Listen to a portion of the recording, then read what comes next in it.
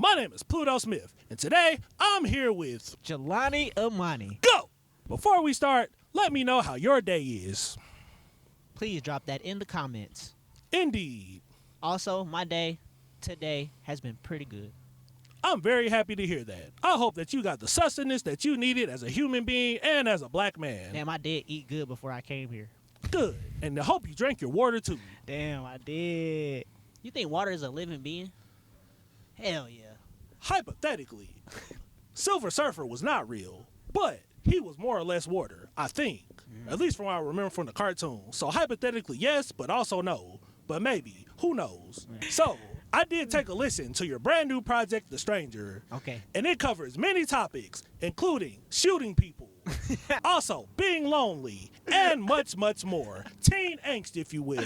What was it that inspired you to make this project? Oh my goodness. So the idea came when I left Camp Flawno because I went in 2023, and it was my first time being at a big festival type concert deal thing like that, and I was just like, damn, like I was inspired by all the people that I saw up there, and I didn't feel like I was too far removed from what they did on stage. I didn't think I was too far removed from being able to do something like that. And when I came home, I just wanted to make something that would be completely. I feel like I had to make a big shift to get a big shift. So I did something that was just like, just different. And I think one of the main theme that I first stuck with was intuition. It was like, this character wanted to do this thing, he did it, and the same day he gets shot. For full clarity, it is not about somebody with schizophrenia that is going around shooting people thinking that they're being chased by AI. No, it is not. I absolutely got the purpose and the concept of this album completely wrong. Just for clarity again, you did not shoot anybody at Camp Flawno. I did not shoot anyone at Camp Flawno. Nobody deserved to get shot at Camp Flawno. So in knowing you for all of these years as a musician, going and transitioning from doing mostly trap music with a little bit of an edge of R&B in there to making more or less what you would call a concept album that's full of a little bit of punk rock, also full of much more conceptualized ideas, what has inspired you to go from that transition of rap to more so rock, indie related mumbo jumbo that people are doing these days? I've been playing guitar since I was in high school. I went to Mount Zion High School. I was in the magnet program, and then I went to Stillwell School of the Arts. That's all in like Mount Zion area. Did you know Dr. Pace? Dr. Pace was the greatest chorus teacher there ever was ever in the history of ever. Did she ever throw a book at you? She never threw a book at me, but I wouldn't be surprised if she had to get her point across in various ways many times. As an individual that was in that chorus and did get a book thrown at them, I deeply am happy for you that that did not happen to you. Yeah, for real. Shout out to Enter to Learn. Yeah. There is a place for you. Oh my brother. God, you a real Dr. Pace. There's a place for you, my nigga. She'll get really mad at me if I say nigga. But she don't play that. She might call you. She might get that jigaboo spirit. What if she say? If you know, you know. Yeah. Shout out to the jigaboos. Oh God, shout out Dr. Pace. Playing guitar since high school. Yeah. I played guitar in high school, and I would make songs, like I would write songs and stuff like that on guitar. But I just always been rapping ever since I was a little boy. So rap music, hip hop is like probably is even still primarily like what I do. That's just natural. It's natural. You be in the backseat with your dad rapping songs at 2-3 years old with your dad. You know what I'm saying? So it's like that's just always been there. But even in 2018, I put out a guitar demo. So that was like all guitar records. That was my first time like doing something like that. I just never kind of jumped back towards it. I kind of just progressed in a different direction. But like I said, when I went to Flawno, and I was just like, damn, like this is like I want to be here, and I can't do the same thing if I want to be here. I have to do something different because doing what I'm doing it ain't getting me here. So I was like, let me just try something else. That sounds like the natural progression of an artist. Yeah. The other thing that I noticed is you're really getting your prints on. Reading all the linear notes, it says written, produced, and arranged by Jelani Amani. So, in this new process of mostly doing everything by yourself, how has it been doing it by yourself? Or as I call it, russing it. It is cool. I enjoy it. Recently, I've been practicing with homies for like a band situation, and that's also been really fun. So, I'm curious to like take this creative process and like bring it into like working with other people and like writing records together on that type of wave. But as far as like written, producing, arranged, this whole project, I ain't gonna lie, like it's hard. It is hard. The hardest part though wasn't the music. It was the trying to like deliver a story that you could kind of like pull stuff from here and there, or that also didn't beat you over the head too much, you know.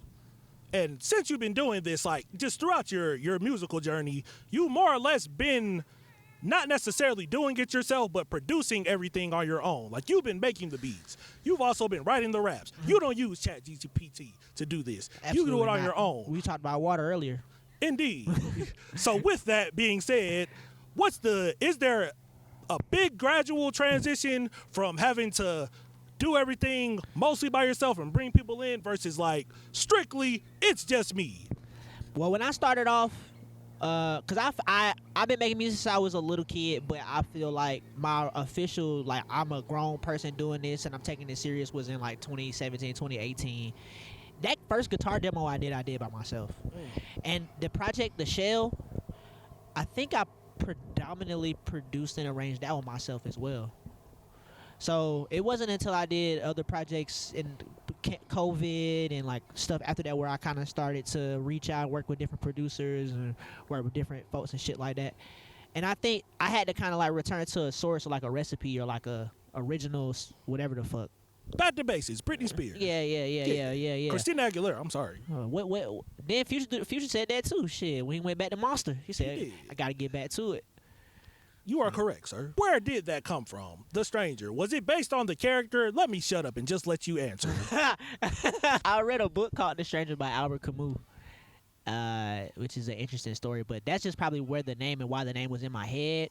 When I thought of the story, or I thought of the scene, like the first scene that opens the album was the first thing that came from the project in general. There wasn't a song. I didn't have a song. I just had that. Like this person going to a restaurant after not doing something that they wanted to do and then being shot by something or someone. That was like the first thing I thought of, and I was like, damn, that's kind of crazy. Like, what if you started something like that? And then I just went from there. That makes perfect sense. And speaking of the first song, I must say, that is an amazing opening. But it also left me with the question, who pissed you off that much to write a quasi-diss song, not a sneak diss, but more or less letting you know that I don't like whoever this motherfucker is? It's not just one person. It's people. It's people. I feel it. People. I love even those people, but sometimes people just do people shit, and you can love them, and you should love them anyway. That don't mean that they ain't do stuff that was wrong. A questionable man once said, I love everybody, but I don't like everybody. Right. And that puts everything in perspective. Exactly. So, as we pivot onto this interview, I want to ask several questions that have to do with the album. Okay. One of my favorite lyrics in it was, you want to be like so motherfucking bad. So, with that being said, when's the last time that you really wanted to be liked by somebody? Ooh. I think my grandma likes me, but I want her to like my stuff. Oh, wow. My grandma, I think like when I played her this song, this was probably like a couple weeks ago. And she was like really impressed. I was like, damn, I know that's right. Cause she a grade A hater. My grandma a grade A hater, bro. It's not that, she just got taste. She like what she like. She's exquisite. She's older, too. Yeah. So I think that was probably like the last time I could think of something. Yeah. My grandma. Shout out Mimi. Shout out to Mimi. Wherever you are in the world, just know that the hood loves you and the world loves you. Exactly. Going to another lyric. I came here looking for friends. Okay. Who is the last friend that you made? Ooh, new friend. What this nigga name was, though? That's how it be, bro. It be like, you meet a nigga, you exchange contact info. Hopefully, I'll see this nigga again. Damn, I'm gonna have to come back to that one. It's making the song, like, hit harder, like. Why I can't think of a nigga? That sucks. But also, too, that's some of the greatest experiences you'll have in your life. Yeah. When you meet somebody, have the time of your life, and then never see them again. Plenty of people in my life. Yeah, that's real. It does, in a lot of ways, it does really translate over to what you've done before. Because listening to The Shell, you also had a song called Find a Friend. Indeed. Damn. So part of me on some levels feels like it's beautiful that you're still yearning in some ways, but it also makes me want you to find more friends. Indeed. Because you deserve, as Mama D said. No cap. But I came in looking for friends. It's very more specific too. That song is like when you trying to do something that you love, you come at it innocent, but the games being played aren't innocent.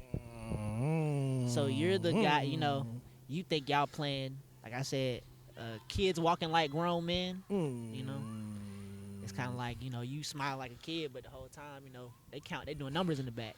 Indeed. So basically, you're not playing with a full hand. Now I am. I feel it. That sounds like the music industry in general. Yep. Walking in with all these bright eyes, and then people fuck you, figuratively speaking. Sometimes both. You Not said me. it, not me.